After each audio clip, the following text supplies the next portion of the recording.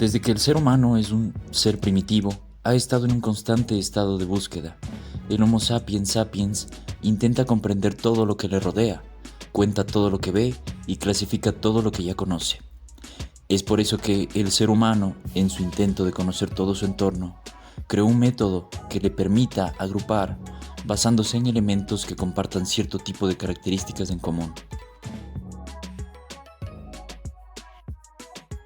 Este método es conocido como la teoría de conjuntos. Pero, ¿qué es un conjunto? Un conjunto es una colección de objetos o entidades distinguibles y bien definidas, que se denominan elementos o miembros del conjunto. Matemáticamente, los conjuntos se nombran utilizando letras mayúsculas y sus elementos los simbolizamos con letras minúsculas. Noción de conjuntos.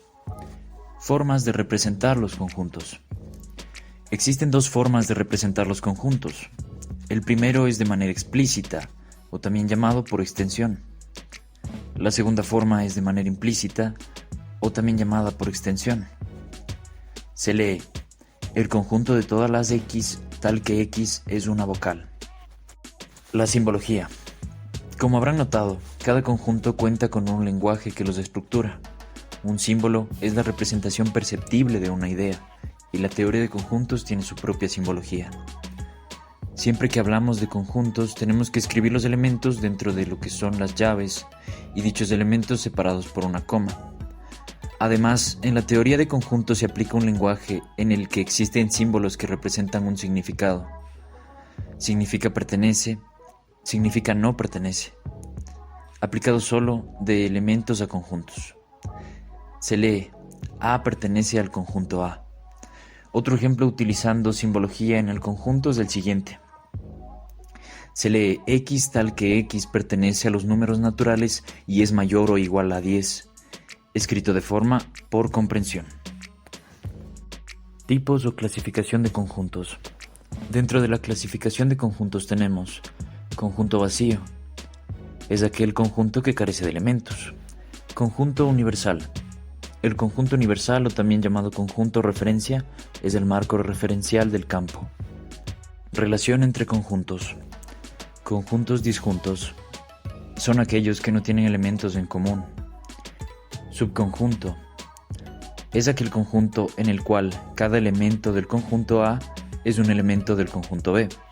Es decir, A está contenido en B. Conjunto igualdad. Se denomina conjunto igualdad a aquel conjunto que comparte todos sus elementos con otro. Operaciones de conjuntos. Cuando ya tenemos conjuntos con sus elementos bien definidos, se puede realizar operaciones entre estos, para asociar o diferenciar sus elementos. Unión. Elementos que pertenecen a cualquiera de los dos conjuntos. La unión de dos conjuntos A y B, que se denota por A unión B, es el conjunto formado por los elementos que pertenecen a A o a B. Simbólicamente, A unión B sería igual a X, tales que X pertenecen a y X pertenecen a B. Intersección. Elementos comunes a ambos conjuntos. La intersección de dos conjuntos A y B, que se denota por A, intersección B, es el conjunto formado por los elementos que pertenecen a A y a B.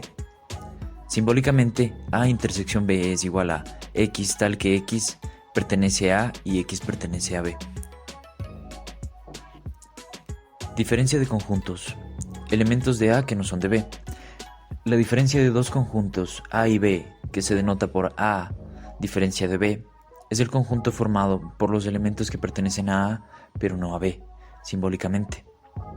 A diferencia B es igual a X tal que X pertenece a y X no pertenece a B. Diferencia simétrica. Elementos de A y B menos sus comunes. La diferencia simétrica de dos conjuntos que se denota por A, diferencia simétrica B, es aquel conjunto formado por los elementos que pertenecen a A o B, pero que no pertenecen simultáneamente a ambos.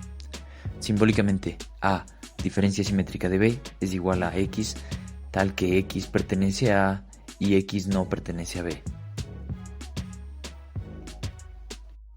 Los integrantes del grupo 3, conformados por Camila Lozada, Natalie Vaca y Tomás Castillo, agradecemos su atención y esperamos que el contenido presentado en este video haya sido de utilidad para ustedes. Gracias.